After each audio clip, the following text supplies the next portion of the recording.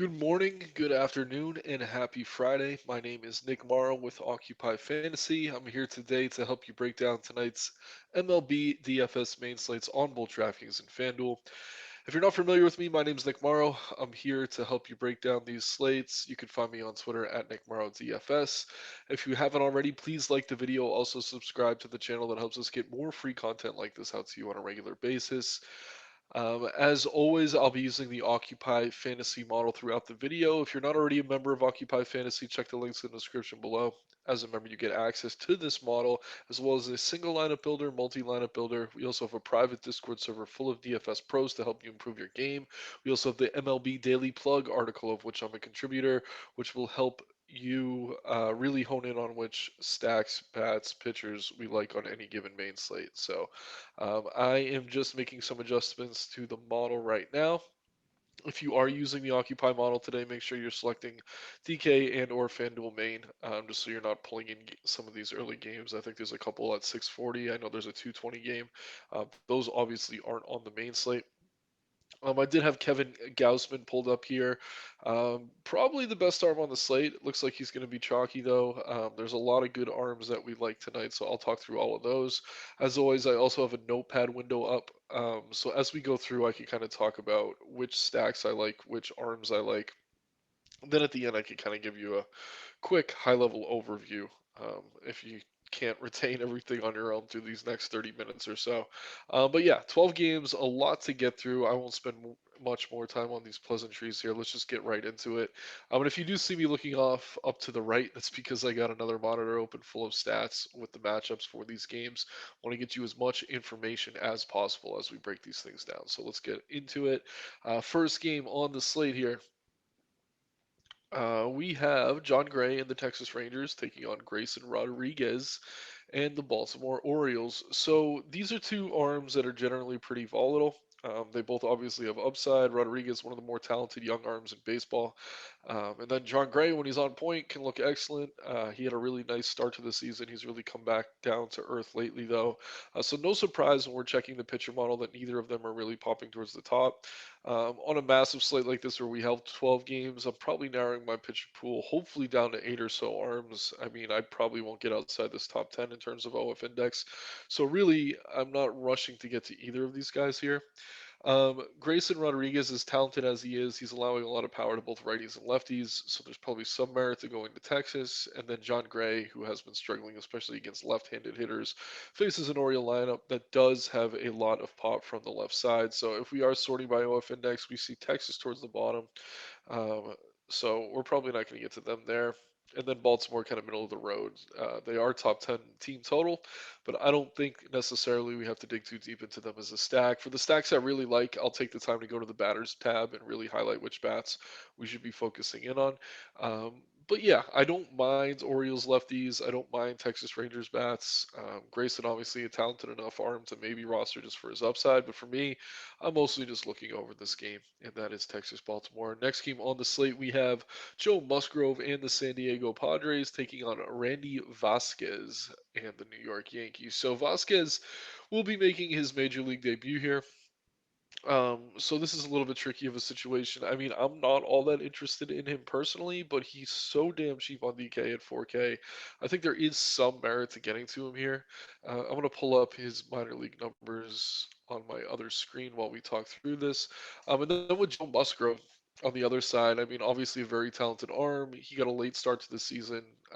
Really hasn't found his legs yet. 371 ISO allowed to righties, 523 xFIP, 180 allowed to lefties, and obviously a major park downshift from Musgrove here. So we do see him just outside that top 10, so not really an arm we have to look too deeply into. But then the Yankees, I mean, they're not really popping that highly as a stack. They are still a bit banged up. I know Donaldson's coming back soon, but they haven't been getting the production out of the bottom of the order that they were hoping. So guys like Judge are fine as one-offs. Gleyber Torres is having an excellent week. I don't mind the two of them, and then Rizzo from the left side. But really, the Yankees aren't going to be a priority stack for us here. And then San Diego, they are popping around top five. But let me pull up these Randy Vasquez numbers real quick. And usually, I'm not pulling statistics over to the screen that I'm sharing, but for someone like this, I don't see why not. I mean, really not a great xFIP in the minors. He does average more than a K per inning pitch. I know he's been a bit better over his last couple starts. But yeah, I mean, at 4K flat, I guess you could use him on a 12 game slate, though I'd rather not. I'd actually probably rather get to some Padres bats. And yeah, I think with him being the righty, obviously Soto looks really good here. Cronenworth seems to be seeing the ball better lately. Fernando Tatis, Sander Bogarts, obviously excellent options. And then Runed Odor has been actually hitting the ball surprisingly well. He is dirt cheap, very streaky player. Never someone I'm rushing to get to. But I will write down the Padres as a stack at least worth considering. They do rank pretty high up. Sixth in OF index, fourth in ISO, third in WOBA, fifth in team total, and obviously a nice park upgrade hitting in Yankee Stadium. So Padres bats certainly worth considering here. I'd say of that group, Juan Soto is probably my favorite. Then, as I mentioned on the Yankee side, maybe get to some of the righties at the top of the order. Rizzo's always fine from the left side, but I can't really call them a priority just yet. Moving into the next game on the slate now, we have Matt Liberatore and the Cardinals taking on Shane Bieber and the Cleveland Guardians. All right, just pulling up statistics here. Let's check the pitcher model. Yeah, so Bieber just around the top 10. No real surprise there. Liberatore a little bit further down. I am not a fan of Matthew Liberatore or Liberatore, however you pronounce it. He had some hype coming up. Really hasn't shown much of an upside. I mean, he does have a 26% K rate, but that 6 xFIP tells me he's likely due for continued regression, just around a 10% swinging strike rate. So I'm not sure that K percentage holds. But yeah, I mean, it is a good matchup. I will say against Cleveland, they have not been hitting the ball very well. But at the same time, I'd much rather get to their bats and try to play Liberatore here. But really, I'm all kind of over both sides of that one. On the other side, we have Bieber, whose K rate's way down this season, around 17%, only around a 10% swinging strike rate. So I don't know that it's going to suddenly jump up anytime soon. This Cardinals offense isn't quite as dangerous against right-handed pitching as they are against lefties. So there is some merit to maybe going to Bieber. But for me personally, I just don't really see myself getting there. Again, just two stacks that are kind of middle of the road, two arms that are I would say Bieber's above average and Libatore's below average, but they kind of rank middle of the road as far as the slate's concerned. So there's really nothing here I think we have to focus on. Moving into the next game now, we have Taiwan Walker and the Philadelphia Phillies taking on the Atlanta Braves with Jared Schuster on the bump here. First, we'll talk about Walker. The Braves are going to pop towards the top almost every slate. They're kind of middle of the road today, but we do see them ranking second in team total. So don't be surprised if those numbers in the other categories start to climb as we do get a lineup for them or some projected starters. Obviously, big time upside. Just talking through Walker, I mean, he's a decent arm. Not a ton of K upside. Usually does an okay job limiting damage. This Braves projected lineup is a 180 ISO against righties, though, so they do have plenty of upside here. Whenever you can get an offense that talented and low ownership, there's some merit to playing them. The model doesn't necessarily agree with that today, given how many options we have, so I'm not going to call them a priority. But obviously, if you're getting to the Braves against Walker, don't feel bad about it. Then on the other side of things, we have Schuster. I'm curious to see where Philly is. Yep, they're right around the top five in OF index.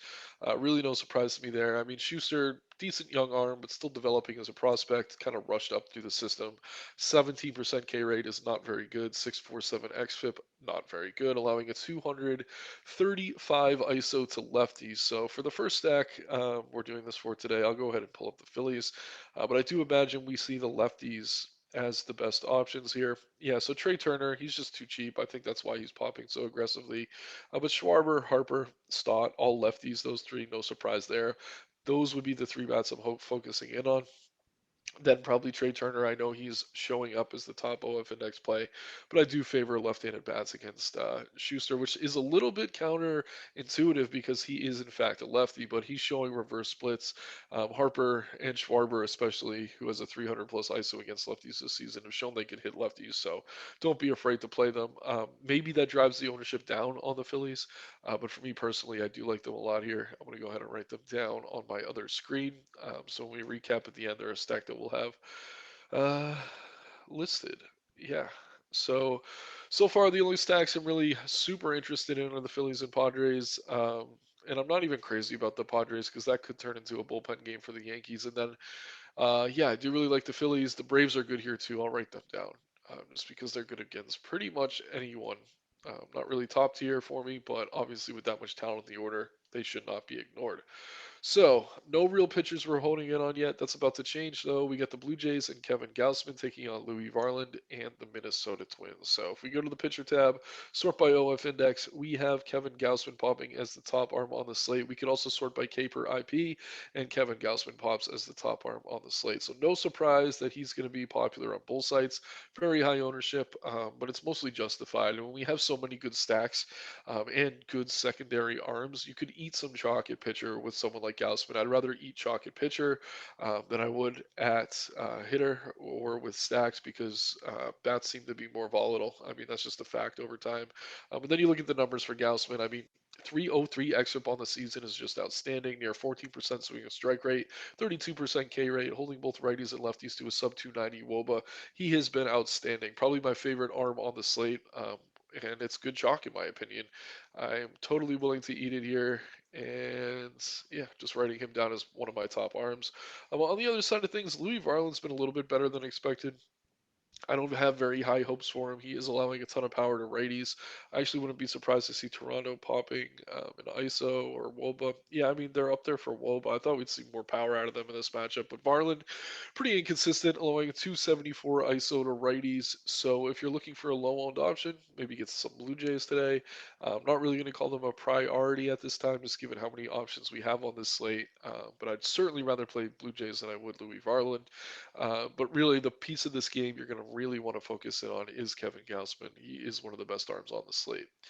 Moving into the next game now, we have Alex Wood and the San Francisco Giants in Milwaukee against Freddie Peralta and the Milwaukee Brewers. So Peralta, obviously boomer bust. We see him towards the top here. He is technically a top five arm, I believe.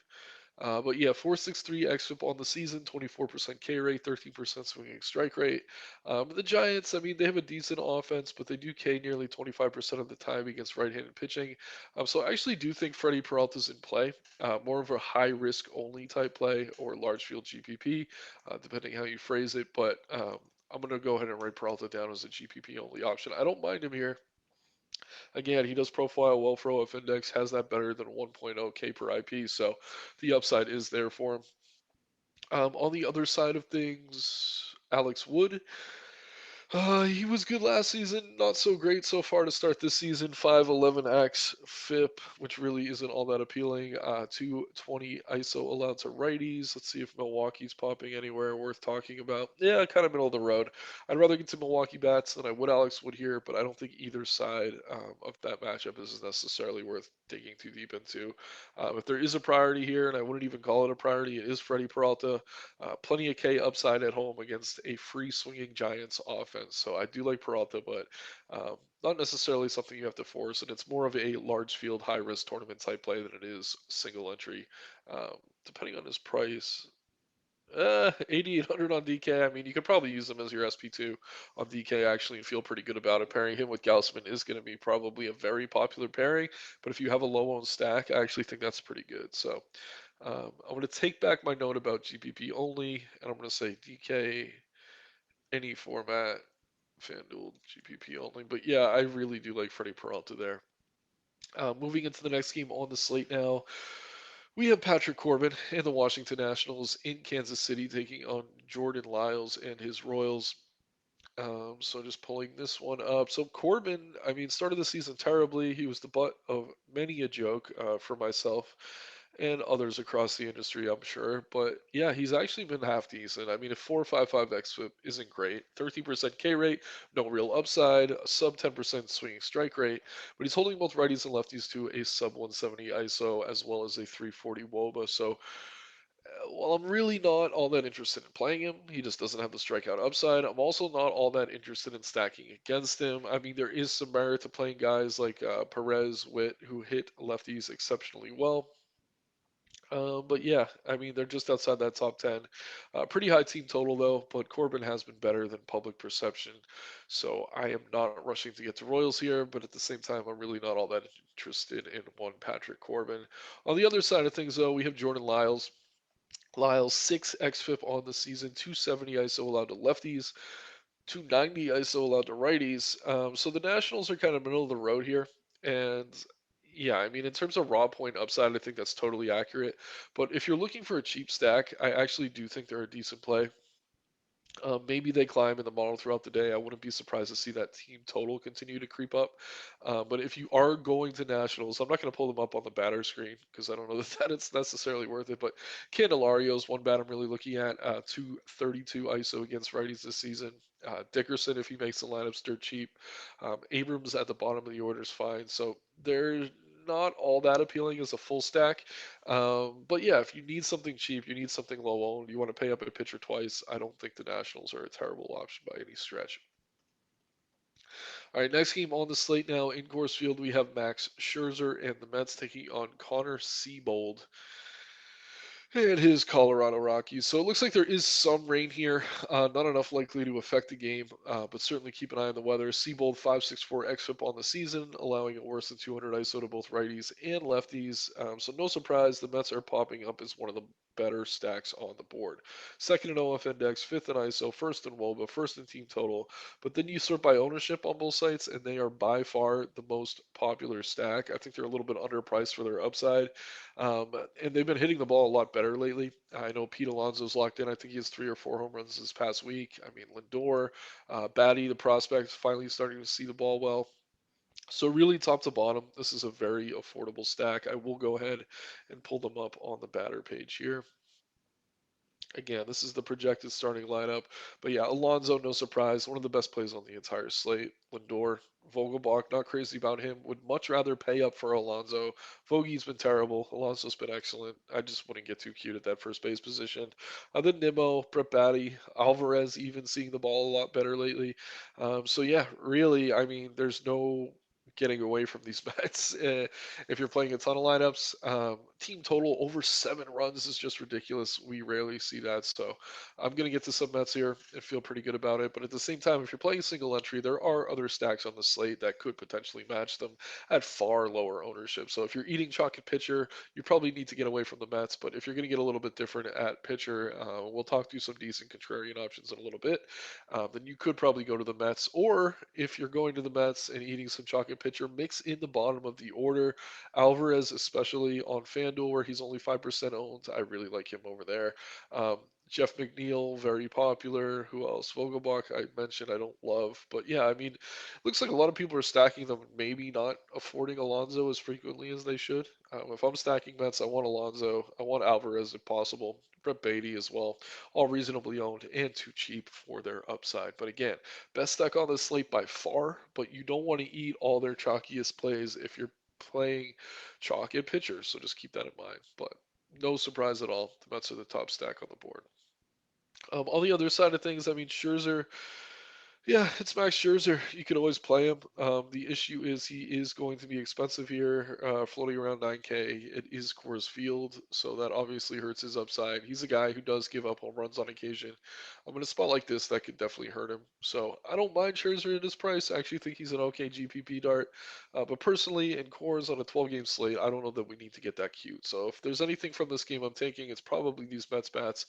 You could maybe play a lefty one-off or two, someone like Blackman or Moustakas against Scherzer. It is Coors Field. But all that being said, I really just like Mets bats here. I don't think I want to get to the arms, even Scherzer, who does have upside around 9K. All right, moving into the next game on the slate now, we have the Marlins at the Angels. Jesus Luzardo on the bump for Miami against Reed Detmers and the Angels. So this is kind of a tricky spot. I actually think both these arms are pretty talented. Obviously, not a great matchup for Luzardo. Um, but yeah, plenty of upside for sure. 4.5 xFIP on the season, 26% K rate, 13% swinging strike rate. So I do imagine that K rate climbs even higher. Obviously, a tough matchup against an Angels offense that has a 200 ISO against lefties this season.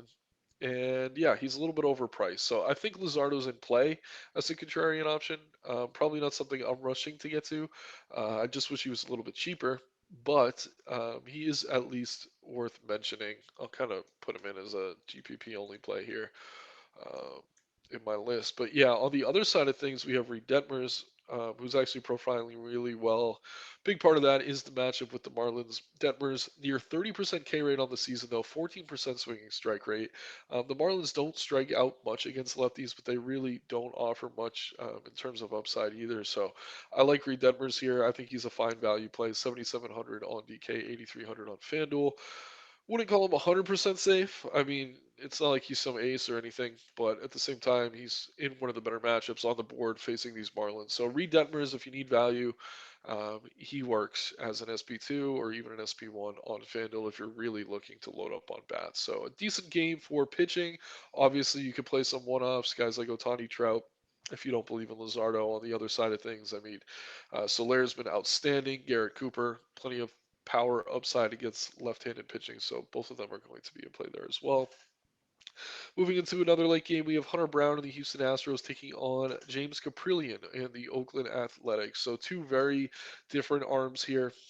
Um, we got one at Hunter Brown, who I think is very solid, and we got one at Caprillion, who I cannot wait to stack against.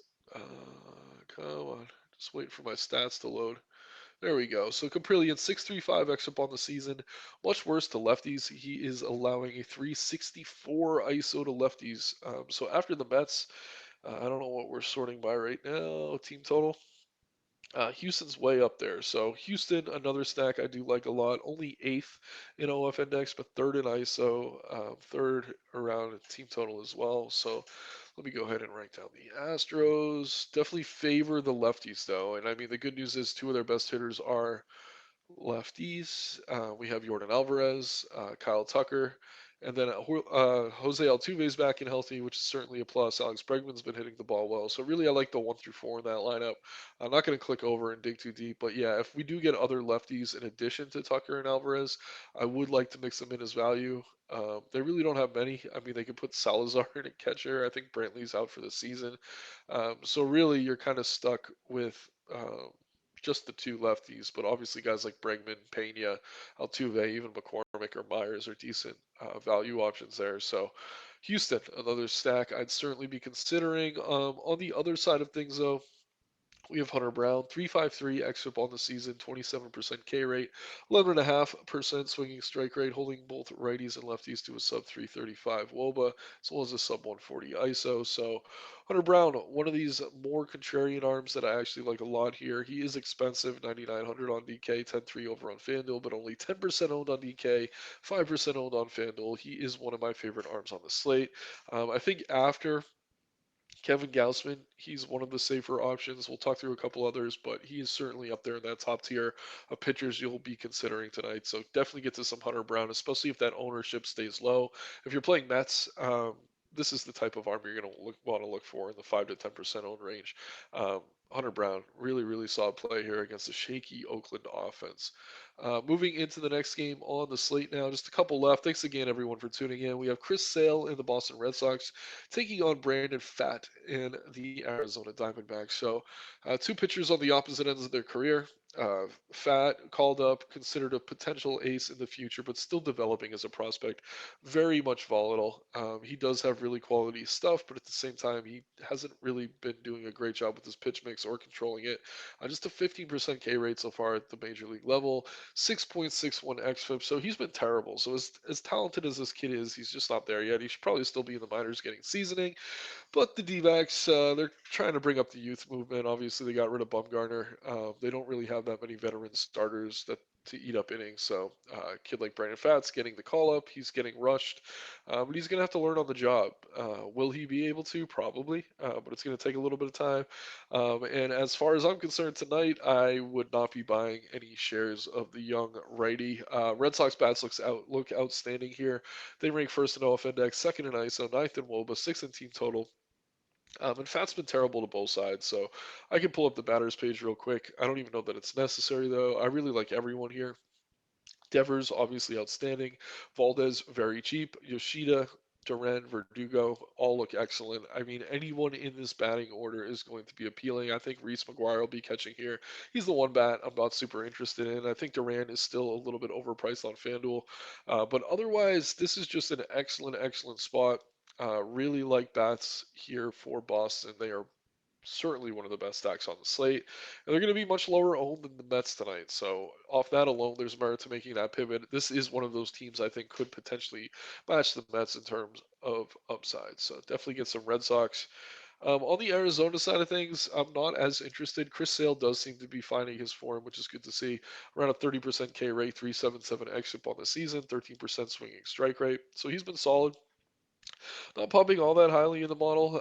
I think a big function of that is the pricing, but at 9K on ZK, 10K on FanDuel, he's about owned where he should be. If I'm playing a bunch of lineups tonight, he's an arm I certainly want to get shares of. Not something I'd be forcing into a single lineup or even a three max, but he is the type of arm with enough upside at low to reasonable ownership to probably play and maybe get a chalkier stack in there. So you could probably play something like Sale with the Mets in a small field GPP and feel pretty good about it. Um, but yeah, Arizona obviously pretty dangerous on offense. They don't K a ton against left-handed pitching, but I do see Sale as sort of an outlier in that regard. So I want to keep an eye on the lineup. If it is a softer lineup than what they're showing right now, and I very well think it could be, they do tend to rest guys. I could see Sale climbing up this list, certainly over something like Varland. So keep an eye on that one. Going to go ahead and write him down as well. But yeah, Red Sox bats and Chris Sale from this game, not touching anything Arizona. Last game on the slate, we have two excellent pitching options. Mitch Keller and the Pittsburgh Pirates taking on George Kirby and the Seattle Mariners. So I still have the pitcher slide up. We're really not going to get into bats at all on this game. Mitch Keller, expensive on both sides. He has been outstanding. And Seattle does pose a threat. They are dangerous. They do have some power upside. But at the same time, they strike out 26% of the time against right-handed pitching. So they're going to present a ton of upside here for Keller, who has a 30.7% K rate on the season. I do think that number is a bit inflated. Very low swinging strike rate. He's been spotting his ball exceptionally well. Um, so yeah, this is a little bit boomer bust, but at his price, at low ownership, I love me some Mitch Keller here. One of the better arms on the board. Certainly someone I want to be getting exposure to tonight, especially at much lower ownership than Kevin Gausman. So really do like Mitch Keller. Some risk against Seattle, but at the same time, I think it's a test he should be able to pass. On the other side of things, not quite as appealing. We have George Kirby. Not a ton of K upside with this Pirates offense against righties. They float around at 20%, which is the same as Kirby's K rate of around a 20%. So the thing is, not as much upside as Keller, but he is about 1K cheaper on both sides, or just under around 800. So I do like George Kirby here as well. Another I might be considering. But yeah, I think he's pretty safe here against Pittsburgh. Should be a pitcher's duel. And it looks like he's going to stay relatively low owned. So I do really like Kirby here, especially on FanDuel, where he is overpriced, but you're paying up to be contrarian, getting him around 3%. So let me pull up my notepad file here just to kind of go over where we're at. So for pitchers, no surprise, we got Gausman, Keller, Kirby, these two from the game we just talked through.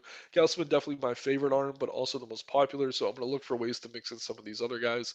In Keller, Kirby, Hunter Brown against Oakland, obviously a great option. Chris Sale, some risk against Arizona. They don't K all that much, but I do think he has enough upside to justify his price tag on either side in tournaments. Freddie Peralta, too cheap on DK at 8,800.